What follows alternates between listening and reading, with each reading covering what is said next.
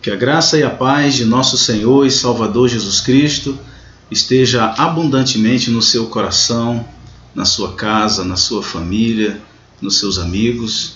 Queridos, neste momento eu gostaria de dar continuidade ao nosso tema que nós estamos estudando aqui, dentro do nosso canal Semeador, o Sermão do Monte. E nós continuamos falando sobre as bem-aventuranças de Jesus.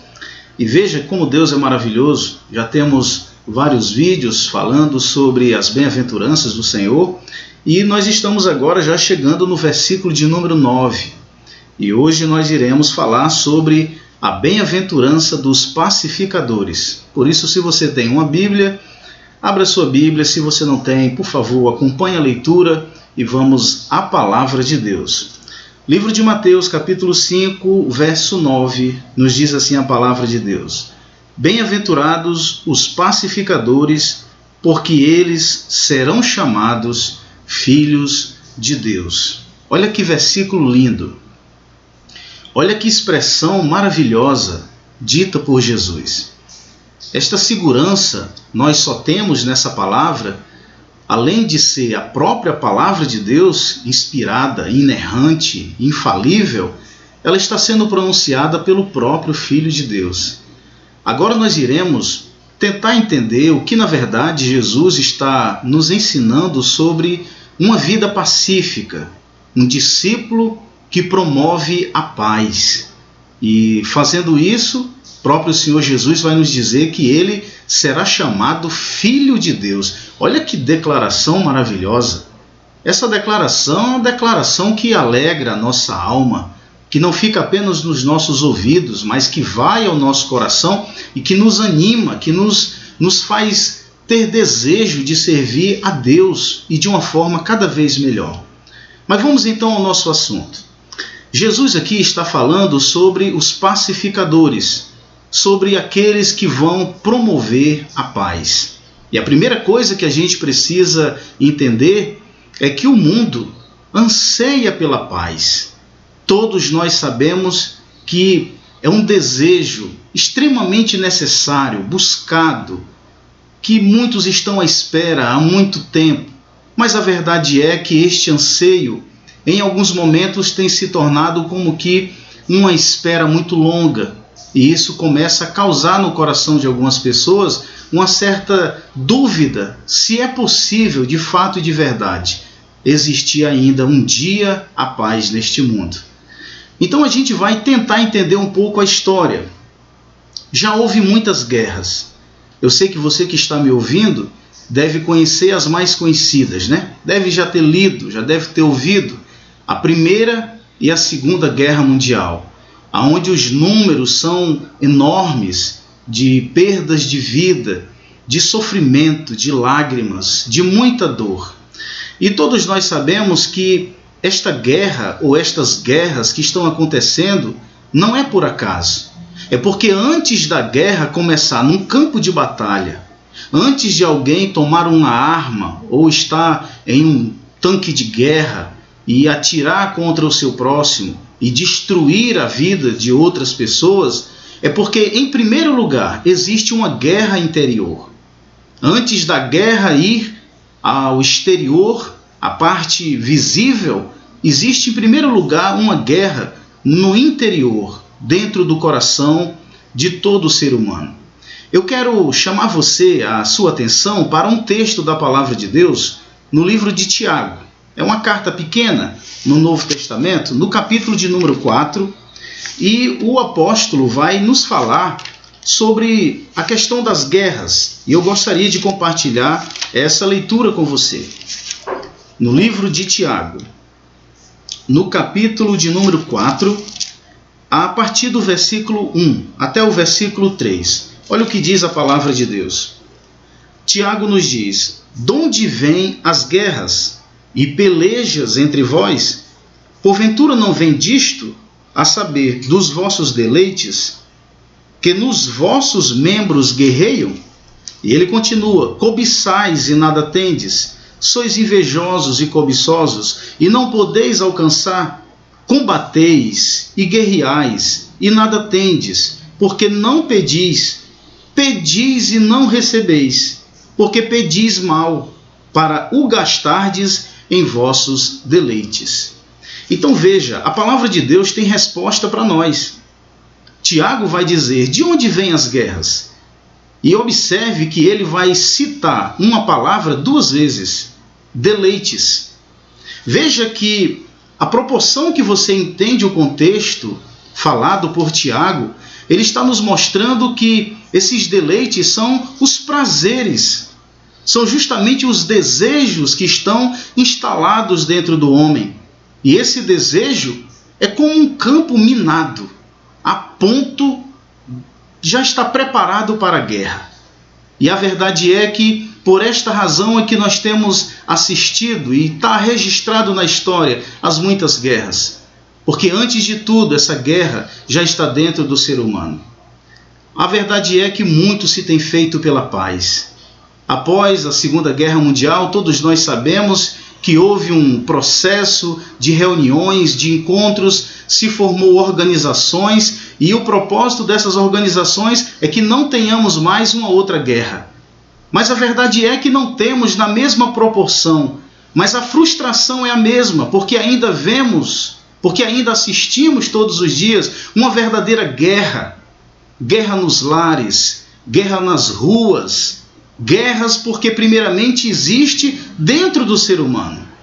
Mas hoje nós estamos aqui para trazer uma palavra de esperança. Queremos dizer que no fundo deste poço, do túnel, existe uma luz. E eu quero dizer para você que Deus é aquele que na verdade pode dar essa paz. Porque a pacificação é uma obra divina. Não é a obra do homem. Não é a obra de uma nação, não é a obra de uma instituição. A esperança do mundo, a nossa esperança é que existe um Deus que é conhecido por todos nós como o único que tem a capacidade de produzir, de realizar, de efetuar e consumar essa obra pacífica que vai começar primeiro dentro do nosso coração. E dentro da palavra de Deus, nós vamos encontrar no livro de Efésios. Eu quero também que você acompanhe essa leitura. Você que é cristão, você acompanhe essa leitura no livro de Efésios. É um texto preciso para que a gente entenda como que é o processo da paz estabelecida por Deus. A palavra de Deus nos diz em Efésios capítulo 2, versículo 15. Na sua carne desfez a inimizade, isto é, a lei dos mandamentos que consistia em ordenanças para criar em si mesmo, dos dois, um novo homem fazendo a paz. Então vamos entender. Tiago vai nos mostrar que existem as guerras, e essas guerras é por conta de deleites, por conta de prazeres humanos que guerreiam no seu interior e o faz explodir como um campo minado para uma guerra exterior, tirando a vida das pessoas. Mas quando Deus vem trazendo a paz, observe que ele vem trazendo a sua paz através da reconciliação. Ou seja, a palavra de Deus vai nos dizer que ele vai pegar os dois povos, digamos assim. Ele pega o judeu, ele pega o gentil, e na carne do seu próprio filho, na cruz, ele une em um só povo, colocando assim como nós entendemos a paz. Então, eu quero afirmar para você nesse vídeo que a paz começa com Deus. Ele é o autor desta paz. E a paz de Deus, ela tem um alto preço. Não é uma paz a qualquer preço, não é uma paz a qualquer valor. Eu quero te afirmar, em nome de Jesus, que o preço dessa paz é um preço imenso. É o preço do Filho de Deus. Porque a palavra de Deus vai nos dizer que foi necessário um sacrifício substitutivo. Foi necessário um sacrifício vicário. E o próprio Deus entregou o seu Filho Jesus para vir a este mundo. E ele foi à cruz e na sua carne ele produziu a condição de existir a paz no coração do homem. Somente Deus é capaz de fazer isso. O alto preço. Então, quando Jesus está aqui nesse monte, falando dessas bem-aventuranças, e ele está dizendo, bem-aventurados os pacificadores, em primeiro lugar, Jesus, ele na verdade é este promovedor da paz. Ele é, por excelência, o único, absolutamente o único capaz de tirar esses deleites que guerreiam, de tirar esta loucura da guerra de dentro do coração do homem e enchê-lo de paz, a ponto dele ver agora todas as portas abertas para a guerra e ele fechar. De ele ver todos os caminhos abertos para ele ir guerrear, destruir as pessoas, e ele dizer um não. Você sabe por quê? Porque o alto preço de Jesus na cruz para colocar a paz dentro do nosso coração, quando nós abrimos o nosso coração, esta paz se instala. E como disse Jesus, nós nos tornamos promovedores da paz e recebemos um título de filho de Deus. Não somos filhos da guerra, não somos filhos que derramam sangue, não somos filhos da violência. A palavra de Deus nos diz, nós somos filhos de Deus. O Senhor Jesus, ele nos fala da paz. Está escrito em João capítulo 14, versículo 27. Ele diz, a minha paz vos dou, e eu não dou como o mundo a dá. Porque a paz que o mundo apresenta é uma paz baseada em negociação. É uma paz onde se tem uma troca de favores e muitas das vezes há interesses por trás de tudo isso. E ele diz, a minha paz vos dou, não é como o mundo dá, porque a paz de Jesus é uma paz que ele nos concede por um sacrifício que ele fez só. Ele foi à cruz e nos une. Ele foi à cruz e pagou o alto preço, um preço altíssimo, ofereceu sua própria vida para que essa loucura da guerra saia de nós e a paz se instale. Agora, para mim finalizar o nosso vídeo, eu quero mostrar para você uma coisa. Eu entendo que quando Jesus diz, bem-aventurados os pacificadores, é porque, na verdade, cada um de nós, veja bem o que eu vou lhe dizer, cada um de nós que somos cristãos, de acordo com esta bem-aventurança, nós temos um dever de ser pacificador. E esse dever é dentro da igreja e na sociedade. E eu vou te dar dois exemplos. Um exemplo nós temos em Gênesis, capítulo 13, do versículo 7 ao 12. A gente não vai ler o texto por conta do vídeo não ficar muito longo. Aí você na sua casa confere. Gênesis 13, versículo 7 a 12. Essa história é a história de um homem chamado Abraão e o seu sobrinho chamado Ló.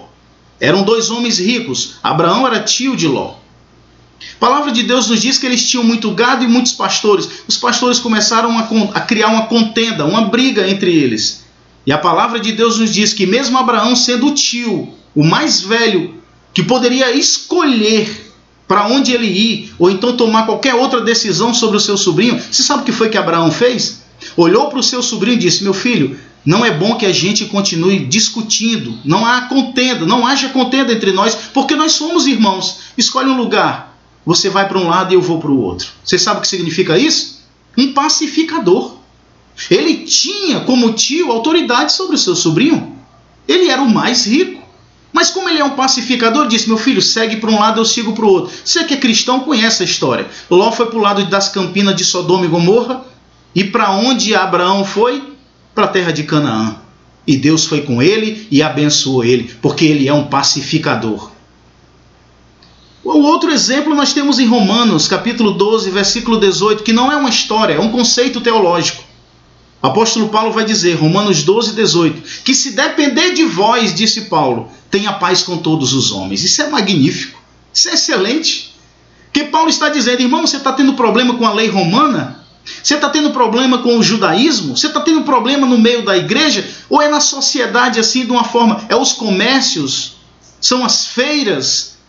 São os seus negócios financeiros? Paulo disse, meu irmão, se depender de nós, vamos ter paz com todos os homens. Esse é o coração de um pacificador, que não espera o azar, me desculpa a expressão, não espera o azar para brigar, não espera a má sorte para entrar num problema. Pelo contrário, se depender dele, está todo mundo na paz, está todo mundo na tranquilidade, está todo mundo na amizade, apertando mão, abraçando. E eu vou encerrar dizendo um conselho para você. Ser pacificador, meu filho, não recebe só a bem-aventurança de ser filho de Deus, não. Recebe, sabe o quê? Recebe a honra e o respeito da sociedade, de ver que você é um pacificador, de ver que você não busca problemas e contendas. Pelo contrário, quando elas aparecem, você apazigua. Você faz de tudo para que ela não continue, que ela quebre suas forças. Você corta o ciclo vicioso da violência. Portanto, em nome de Jesus, atenda a essa palavra de Jesus, seja um pacificador, porque ele diz: você será bem-aventurado e você será um filho de Deus. Um forte abraço no seu coração. Que Deus te abençoe, que o seu coração, que a sua alma seja cheia dessa palavra de Jesus e seja um pacificador. Saia espalhando o amor, a paz, a unidade. Jamais espalhar. Vamos nos juntar para um bem comum, para uma felicidade. Que Deus te abençoe. Disse Jesus: bem-aventurados os pacificadores, porque vocês serão chamados filhos de Deus. Amém.